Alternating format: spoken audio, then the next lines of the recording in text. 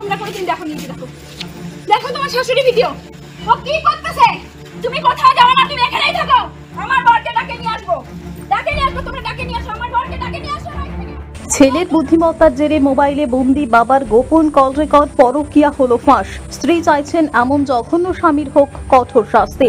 উল্লেখ্য, উত্তর দিনাজপুর জেলার কালিয়াগঞ্জের 3 নম্বর ওয়ার্ডের প্রাথমিক বিদ্যালয় এলাকার বাসিন্দা তথা কালিয়াগঞ্জ পৌরসভার অস্থায়ী কর্মী সুমন ভৌমিকের সঙ্গে শুভ্রা সাহা ভৌমিকের বিবাহ হয় আজ থেকে 19 বছর আগে। কিন্তু কিছুদিন যেতে না যেতে শুভ্রার স্বামী সুমন ভৌমিকের সঙ্গে লেগে যায় অশান্তি। আর এই অশান্তির মূল কারণ স্বামীর পরকীয়া। একটি দুটি নয়, কমপক্ষে 5টি পরকীয়া প্রেমের সাথে যুক্ত ছিলেন তার স্বামী সুমন ভৌমিক। এমনটাই অভিযোগ স্ত্রী শুভ্রা ভৌমিকের। তিনি জানান তার স্বামী এতটাই দুশ্চরিত্রের মানুষ যার জন্য তিনি তার স্বামীর বিরুদ্ধে কঠোর শাস্তির দাবি করলেন কালিয়াগঞ্জ পৌরসভার পৌরপিতা রামনিবাস সাহার কাছে। উল্লেখ্য, এই পৌরসভাতেই অস্থায়ী কর্মী হিসেবে কর্মরত রয়েছেন স্বামী সুমন ভৌমিক। অভিযোগকারী শুভ্রা ভৌমিকের একটি ছেলে রয়েছে, যে ছেলের বুদ্ধিদীপ্ত প্রচেষ্টায় মোবাইলের মাধ্যমে ধরা পড়ে গেল বাবার পরকীয়া প্রেম। জানা যায় দীর্ঘদিন ধরে সুমন ভৌমিক তার পাড়ার এক পিসির পরকীয়া প্রেমে পড়েছিলেন। পৌরপিতা রামনিবাস সাহা বলেন তার কাছে একটি অভিযোগ জমা পড়েছে তার এক অস্থায়ী কর্মীর বিরুদ্ধে। তিনি পৌর কার্যনির্বাহী আধিকারিক ও পৌরসভার বড়বাবুকে বলেছেন বিষয়টি খতিয়ে দেখে উপযুক্ত ব্যবস্থা নেওয়ার।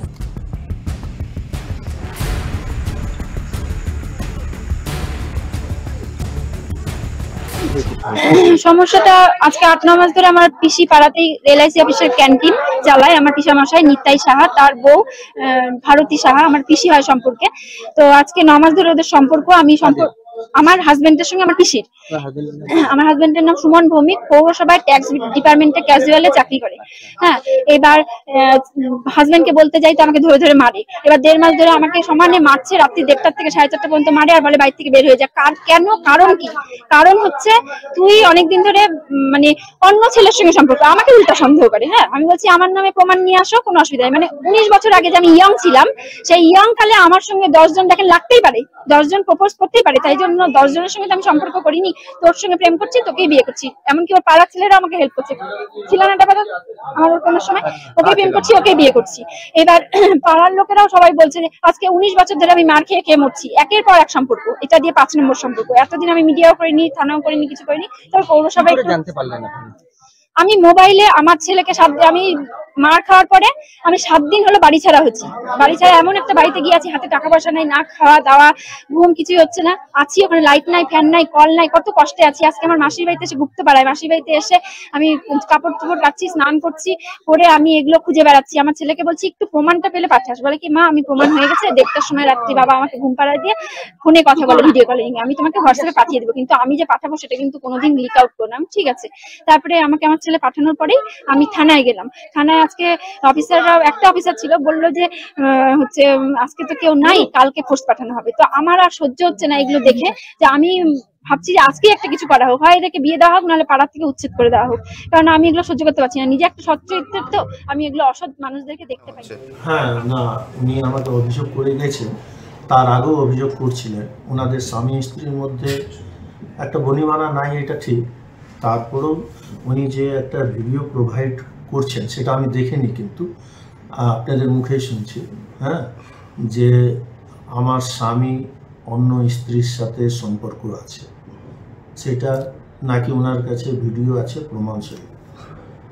এইটার জন্য উনি আমাকে একটা কমপ্লেন দেন যে ওনাকে ব্যবস্থা নেওয়ার জন্য, কিন্তু উনি তো আমার অস্থায়ী কর্মচারী, স্থায়ী কর্মচারী নয়। তার জন্য আমি ইও সাহেবকে দায়িত্ব দিলাম যে আমরা কতদূর কি স্টেপ নিতে পারি, কি করতে পারি, সেটা একটা আলোচনার বিষয় আছে।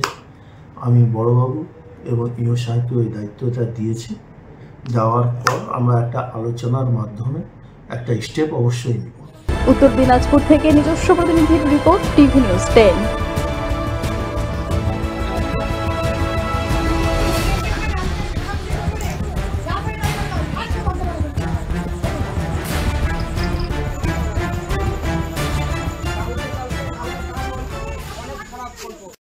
দক্ষিণ ভারতের স্বনামধন্য চিকিৎসা প্রতিষ্ঠান অ্যাপোলো হসপিটাল, চেন্নাইয়ের চিকিৎসা পরিষেবা এখন আপনার দোরগোড়ায়।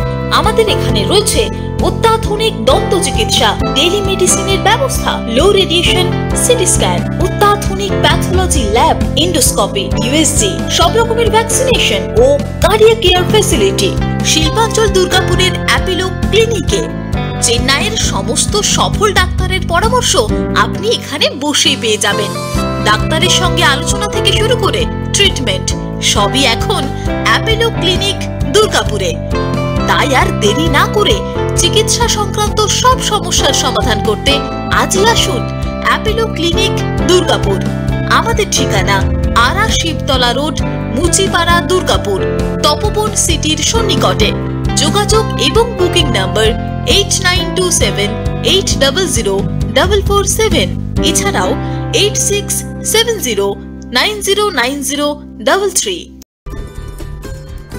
সহজেই স্বাস্থ্যসাথী কার্ডের মাধ্যমে সুচিকিৎসার একমাত্র প্রতিষ্ঠান citizen hospital, Bidhannagar, Durgapur. Helpline number 9800897855।